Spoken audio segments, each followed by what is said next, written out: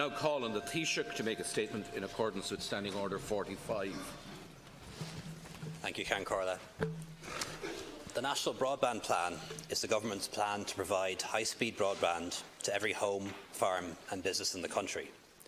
It will be the biggest investment in rural Ireland ever, and I believe in time it will be seen to be as significant as rural electrification was decades ago, allowing people in all parts of Ireland to access public services online and trade in the digital economy of the future.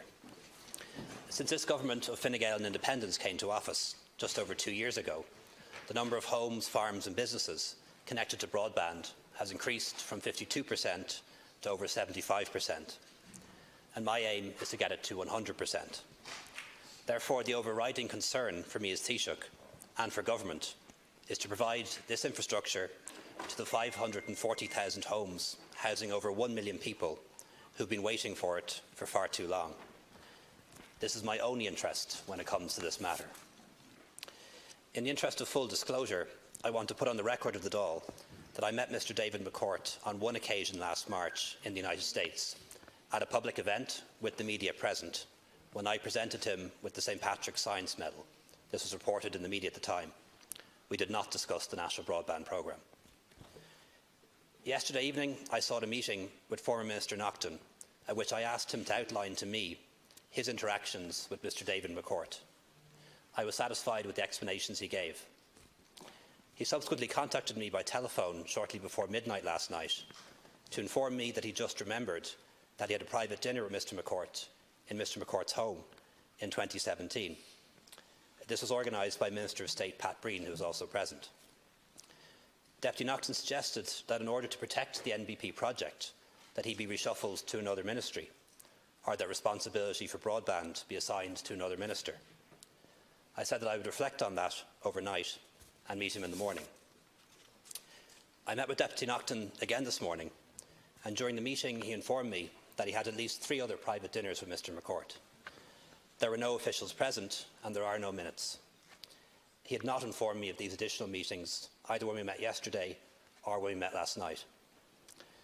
I have no doubt that his intentions were honourable at all points, but I do believe he left himself open to allegations of a conflict of interest and an inappropriate relationship with Mr McCourt, which could have in turn brought the process into question, thus potentially jeopardising the project in entirety. Ultimately, as Minister, he had a decision-making role, and it would have been his responsibility to bring to Cabinet the memo to gain the approval for Government for the awarding of any contract. As a result of this, I asked him to reflect on his position. He asked that he be allowed to explain his position to the Dáil, which I agreed to. I have since received his resignation in writing and have accepted it. And Ceann Comhairle, I'm informing the House that I'm assigning Minister Richard Bruton on a temporary basis to the Department of Communications, Climate Action and Environment. I've also sought a report from Mr Peter Smith.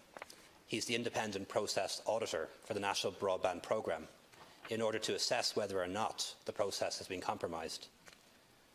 I deeply regret that these events have happened, but I believe in resigning Denis has acted in the public interest, and I'm determined to see the National Broadband Plan through to completion.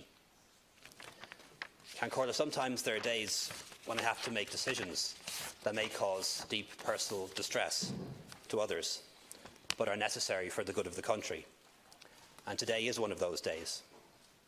I've known Denis for over 20 years. We were in Young Fine Gael together, and I have nothing but respect for him as a person and a politician. And I know today is a difficult day for Denis and for those close to him. However, my job as Taoiseach must always be to put the public interest first. I want to thank the House for its patience and its understanding at this unexpected turn of events today.